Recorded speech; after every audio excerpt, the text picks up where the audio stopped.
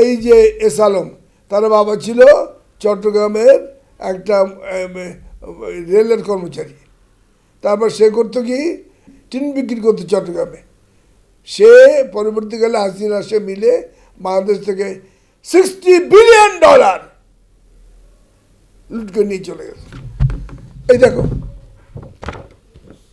ভিয়েতনামের একজন বিলিয়নার টাই মাই লান, সে ভিয়েতনামের $40 বিলিয়ন লুট করেছিল, পুলিশ তাকে নিয়েছে, ফাঁসি হয়ে গেছে। তো তাহলে এই হাসিনা আর এই এস আলম, তাহলে তো ফাঁসি হতে হবে, ফাঁসি তো হতেই হবে। একটা বাংলাদেশ গরিব দেশ, তার কাছ থেকে রাক্ষসের মতো খাবলে ঘুরে তার কাছ থেকে সব নিয়ে চলে গেল, গরিব বাংলাদেশ গরিবের জায়গায় গরিব রয়ে গেল। এবং মুক্তিযোদ্ধার ছেলে মেয়েরা ভিক্ষা করতেছে, বিভিন্ন লোকের বাড়িতে বাড়িতে চাকর চাকরানির কাজ করতেছে। মুক্তিযোদ্ধা হিসেবে এখন পর্যন্ত বাংলাদেশকে আপনি কেমন পেলেন, আর মুক্তিযোদ্ধার সার্থকতা কি আপনি পেয়েছেন? জনাব আলী, আপনাকে ধন্যবাদ এই প্রশ্ন করার জন্যে। মুক্তিযোদ্ধা হিসেবে আমরা মর্মাহত চিত্তে আছি। আমরা 71 সালে জন ওসমানী স্যারের নেতৃত্বে আমরা মুক্তিযুদ্ধ করেছি। এই আমাদের একজন সেক্টর কমান্ডারের নেতৃত্বে মুক্তিযুদ্ধ করেছি, 7 জন বীর শ্রেষ্ঠ নেতৃত্বে মুক্তিযুদ্ধ করেছি, 30 লাখ আমরা শহীদ হয়ে গেছি। কিন্তু সেই শহীদদের স্বপ্ন পূরণ হয়নি। যে বাংলাদেশ আমরা জন্য, বাংলাদেশের জন্য আমরা জীবন দিতে গেছিলাম। আমিও 71 সালে ওই যশোরে আমি পাকিস্তান হাতে ধরা পড়ে আমাকে তারা ডেড বডির মধ্যে ফেলে রেখে গেছিলো, চৌগাছায় ফেলে রেখে গেছিলো। এবং পরে সেখানে বেঙ্গল রেজিমেন্টের ক্যাপ্টেন নাজমুল হুদা আমাকে ডেড বডির মধ্যে থেকে উদ্ধার করেন, বলে আমি আজও বেঁচে আছি। তাজউদ্দিন স্যারও সেই ঘটনা লিখে রেখে গেছে যে মুসা এবং ক্যাপ্টেন নাজমুল হুদার অবদান মাটির উপরে চিরকাল লেখা হবে, উনি শোধ করতে পারবে না, কেউ শোধ করতে পারবে না। আমরা সেই মুক্তিযুদ্ধের বাংলাদেশের জন্য জীবন দিতে গেছিলাম, আজও দরকার হলে জীবন দিব। 30 লক্ষ লোক আমরা শহীদ হয়ে গেছি, কিন্তু শহীদের বাংলাদেশের স্বপ্ন পূরণ হয়নি। সেই স্বপ্ন আমরা আজও পূরণ হয়নি আমাদের। এবং বাংলাদেশ স্বাধীনতার ইমিডিয়েট পর বাংলাদেশ লুটেরাদের হাতে পড়ে যায়। বাংলাদেশ রাক্ষসরা খাবলে খুলে খেয়ে বাংলাদেশকে শেষ করতেছে, বাংলাদেশকে যেভাবে পারে লুটপাট করে নিয়ে যাচ্ছে। মূলত আমি তোমাকে বলি, এই যে আমি এই ভিয়েতনামের পররাষ্ট্র প্রতিমন্ত্রী নগন দেনিয়েনের ছবি দেখালাম। 2000 সালে ভিয়েতনামে আমি গেছিলাম to attend war veteran association conference, world ব্যাপী কনফারেন্স। সেখানে বিশ্বের সকল মুক্তিযুদ্ধের দেশের মুক্তিযোদ্ধারা আসছিল। আলজেরিয়ার পররাষ্ট্রমন্ত্রী মুক্তিযোদ্ধা, সাউথ আফ্রিকার মুক্তিযোদ্ধা, জিম্বাবুয়ের সব আসছিল ভিয়েতনামে। তারা আমাকে বলল, আলজেরিয়ার পররাষ্ট্রমন্ত্রী দুঃখ করে বলল, তোমাদের মুক্তিযুদ্ধের বাংলাদেশ এত পিছিয়ে পড়লো, এটা আমরা কল্পনা করে নেই। তা আমি বললাম, এক্সেলেন্সি, ভিয়েতনাম, সে বললো ভিয়েতনাম তোমাদের পরে মুক্তিযুদ্ধ স্বাধীন হয়েছে, তোমাদের আগে ভিয়েতনাম চলে গেছে, তোমাদের পরাজয়ের জন্যে তোমরা দায়ী। তা আমি বললাম, excellency, what is your fault, can you specify please, আমাদের ব্যর্থতাটা কি? উনি কী বললো দেশবাসী শুনে নেন। উনি কী বললো, আলজেরিয়ার পররাষ্ট্রমন্ত্রী 95 ইয়ার্স ওল্ড ফ্রিডম ফাইটার, সে বলল, বিশ্বের যত দেশ মুক্তিযুদ্ধের মাধ্যমে দেশ স্বাধীন হয়েছে, মুক্তিযোদ্ধারা যে দেশ স্বাধীন করেছে, এই যে আমাদের সেক্টর কমান্ডার 11 জন, মুক্তিযুদ্ধের পর তারাই গভর্নমেন্ট ফর্ম করেছে। ভার্চুয়ালি এদের হাতেই গভর্নমেন্ট তৈরি হওয়ার কথা ছিল, কিন্তু বঙ্গবন্ধু শেখ মুজিবুর রহমান গভর্নমেন্ট ফর্ম করেছে। তার মন্ত্রিসভায় যারা ছিল তারা সেরকম যোগ্য লোক ছিল না, তাজউদ্দিন স্যার, নজরুল স্যার ব্যতীত। তো তারা এই যে মুক্তিযোদ্ধার হাত থেকে মুক্তিযোদ্ধারা গভর্নমেন্ট ফর্ম করলো, সেখান থেকে আমাদের ব্যর্থতা আরম্ভ হয়ে গেল। তারপরে তো বাংলাদেশে লুটপাট হতে লাগলো। জিয়া রহমান স্যার আসলেন, তার আমলে একটা আশার প্রদীপ জ্বলে উঠেছিল, তারপর তাকে নির্মমভাবে হত্যা করা হলো 30 মে। তারপর থেকে বাংলাদেশ অতল অন্ধকারে ডুবে গেল। এবং আজও বাংলাদেশের তোমার দুর্নীতি এবং স্বজনপ্রীতি বাংলাদেশ থেকে যাচ্ছে না। এই যে দেখো, তোমাকে ইত্তেফাকে লিখেছে, ইত্তেফাক হেডলাইন, 2 লাখ কোটি টাকা হাসিনা বিদেশে নিয়ে গেছে, 2 লক্ষ কোটি টাকা পাচার করেছে। এবং বাংলাদেশ থেকে শেখ হাসিনা এবং তার যে লোক এসালাম হাসিনা এখানে মিষ্টি বিতরণ করতেছে, ফুল দিয়ে তাকে আদর করতেছে।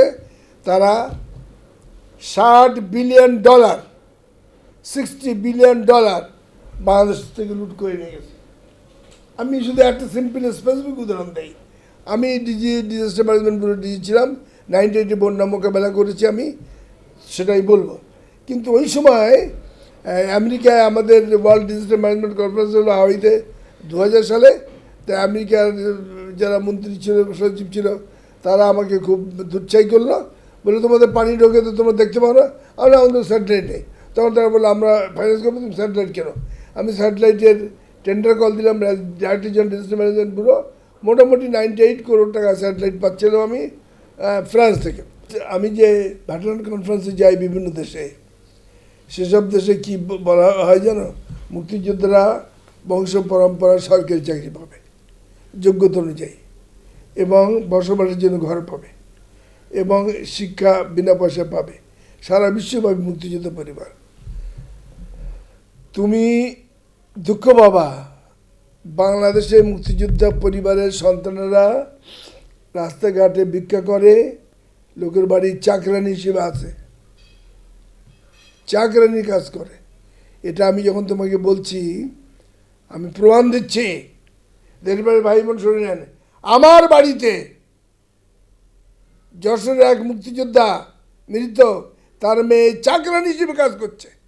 চাকরানি, মুক্তিযোদ্ধার মেয়ে। এটা তো বাংলাদেশে তো আমরা কেউ বিশ্বাস করতে পারি না, চাকরানি কাজ করবে। এটা আমি তাকে চাকরি দিয়েছি, এবং তার প্রতি আমি মমতা। আমি যখন টেবিলে খাই, আমি খাবার অর্ধেক খাই, আমি বলি মুক্তিযোদ্ধার মেয়েকে দাও। এই মেয়েটা একটা পিওনের চাকরি দেওয়ার কথা ছিল সচিবালয়। পিওনের তো কোনো কষ্ট নাই, অত লেখাপড়া লাগে না। কী বলে? আমরা বলি এই এই ফাইলটা নিয়ে ওই রুমে দিয়ে আসো, ওই চিঠিটা নিয়ে ওই ওই অফিসে দিয়ে আসো, এইটুকু।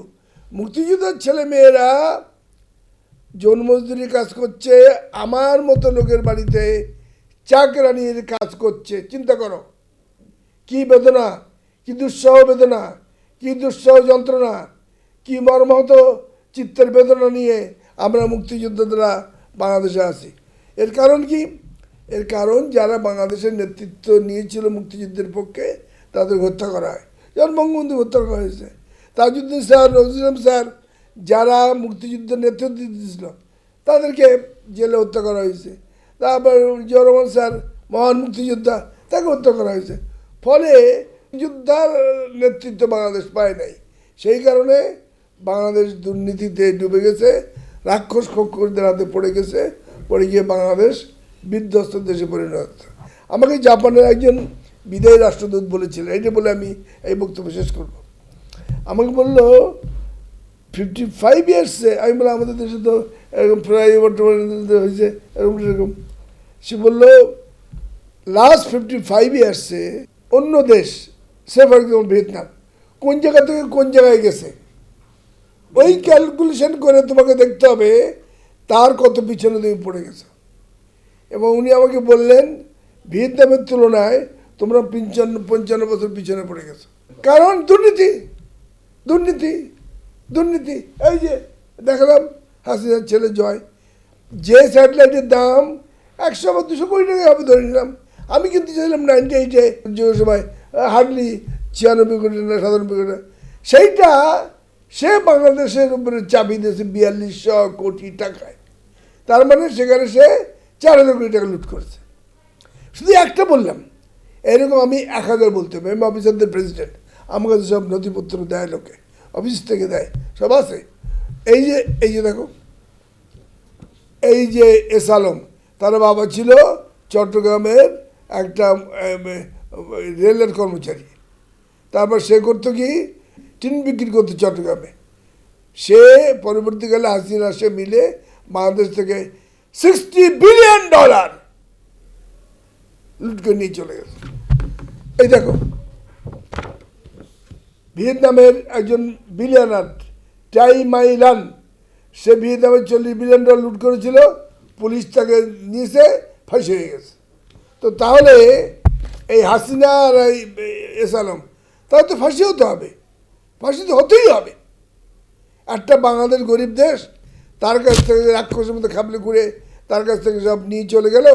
গরিব বাংলাদেশ গরিবের জায়গায় গরিব রয়ে গেল, এবং মুক্তিযোদ্ধার ছেলে মেয়েরা ভিক্ষা করতেছে, বিভিন্ন লোকের বাড়িতে বাড়িতে চাকর চাকরানির কাজ করতেছে।